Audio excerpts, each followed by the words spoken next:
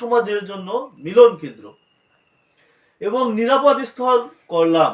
কাবাগৃহকে আল্লাহ নিরাপদ স্থল করেছেন, সেখানে গেলে মানুষ নিরাপদ হয়ে যায়, তার জানমাল, তার খাবার দাবার, তার জীবনের প্রয়োজনীয় অনেক জিনিসের সমস্যার সমাধান হয়, সমস্যা হয় না কাবাগৃহে যখন খেতে যায়।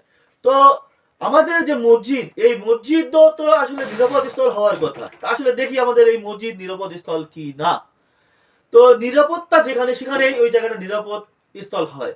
তো নিরাপত্তা আসলে, যে আসলে নিরাপত্তা বলতে কি, জানমালের নিরাপত্তা। যেমন আমাদের জান এবং মাল, এই জান এবং মালের নিরাপত্তা যখন পাওয়া যায়, সেটা একটা নিরাপদ হয়।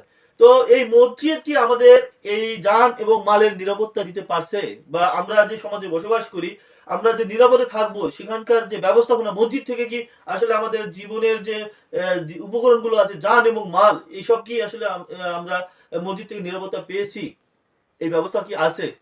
এরপরে আরেকটা বিষয় যদি আমরা খেয়াল করি, যে নিরাপত্তা, সেটা হচ্ছে আমাদের মৌলিক যে চাহিদাগুলো, অন্ন, বস্ত্র, বাসস্থান, চিকিৎসা ও শিক্ষা।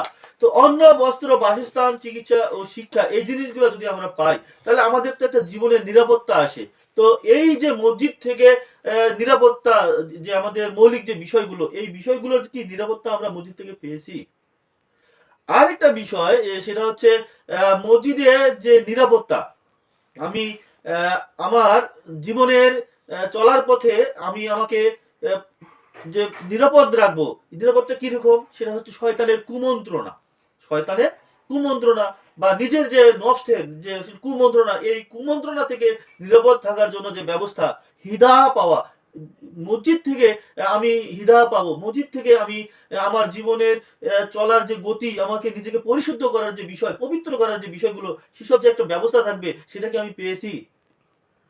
তো আমরা এখানে কয়েকটা ধাপই আমরা দেখলাম, যে আসলে আমার জানমালের নিরাপত্তা, আমার অন্ন, বস্ত্র, বাসস্থান, এসবের যে নিরাপত্তা, আমার পবিত্রতা হওয়ার যে বিষয়, এটা না হওয়ার যে না হওয়ার যে অবস্থানে আছে, হওয়ার জন্য যে নিরাপত্তা, এই যে বিষয়গুলো, এসব কি আসলে মসজিদ থেকে আমি পেয়েছি? পাই তো ভালো, আর যদি না পাই, তাহলে আমাদেরকে এই জায়গায় কাজ করতে হবে, আমাদের এই জায়গায় এই অবস্থানটা তৈরি করতে হবে।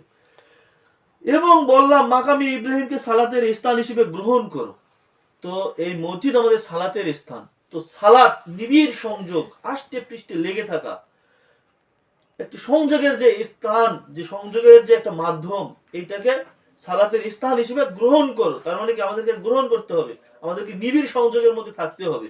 তো আসলে একটা সমাজে দেখা গেল যে 50, 70, 80, 100, 200টা ঘর আছে, প্রতিজন ব্যক্তি তো আল্লাহর প্রতিনিধি, প্রতি ব্যক্তি তো আল্লাহর প্রতিনিধি হিসেবে